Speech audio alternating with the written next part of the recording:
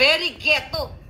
And Lisa, ikaw ang pinaka-worst first lady na nagkaroon ang Pilipinas.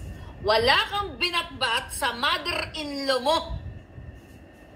Nasa dulo ka lang ng kanyang kuko. Okay? Tandaan mo yan. Kasi wala kang kapoys-poys, walang ka-grace-grace. Kabalintunaan, kabaliktaran. Even though, you know, sa mga negative na ginawa ni Imelda, but still, my grace and poise. Ikaw, sa kabila ng kasamaan na ginawa mo, kidnapping, smuggling, polboronic, pagnanakaw, lahat. Katapat. Wala ka man lang makitang, you know, maayos na, kahit man lang panglabas, nagbabuti sa'yo. Kung hindi butod, mudlo, bartik. Diba? Kasi mga palangga, ito ang epekto ng alcohol. Ito ang epekto ng pagiging sugapa niya sa jalak, mga kababayan. Kaya ganito po ang nagiging impact sa kanya. Merong psychological impact, social, walang class. Lagi magkita ka, lagi kang may alak, lagi kang mayroong, lagi kang may sigarilyo. So pag pinaghalo mo yan, magiging amoy, halitosis, mabahois, masangsangis, impactatis ang iyong ngangabelis. Yan ang mangyayari sa'yo. So bakit ba siya nagkakaganito? Okay? So sabi nga, you know, yung mga ganyang mga nalululong sa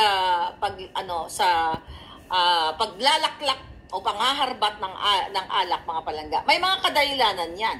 Diba? May nagsabi sa atin at ayon sa ating mga source, gusto maghiganti ni Satanas dahil nung kabataan niya, sila ay deprived at paaral lang siya ng kanyang kamag-anak at ang kanyang nanay ay mayordoma sa Hacienda Luisita. Wala pong masama kung mayordoma ka o isa kang anuman ang trabaho mo in the past kung ikaw ay nagsumikap. Pero itong babaeng ito ay puro paghiganti, puro pagnanakaw, at dahil hindi siya nagkaroon ng magandang childhood, I believe, ayon sa ating source, kaya naman nagpakalulong-lulong siya sa alak. At naging habitual at ngayon ay dependent na siya. Dahil hindi niya kayang pigilin ang kanyang pagharbat at paglaklak ng jalak, kaya merong psychological impact o factors na nakikita natin na hindi yan nakokontrol. Diba?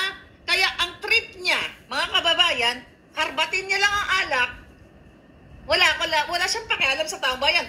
Remember, nung nagkaroon ng, I think that was Chinese New Year ba yun, nung February, nung gusto siyang interviewin ng mga media, nagtatatakbo siya. O may parody pa nga si Daryl Yap dyan. Nagtatatakbo siya, na para siyang penguin na hindi mo maintindihan, na mukhang bartik talaga. Hindi po yan gawain ng First Lady ang ganyang pag-uugali. Sabi ko nga, that's not very New York.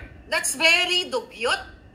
Correct. Dugyot, pusali, basura. Kasi mababa yung, you know what, yung mga gantong klaseng tao, no, na nalululong sa bartikan, ay napakababa yan ng self-esteem nila. At what? Inggitera.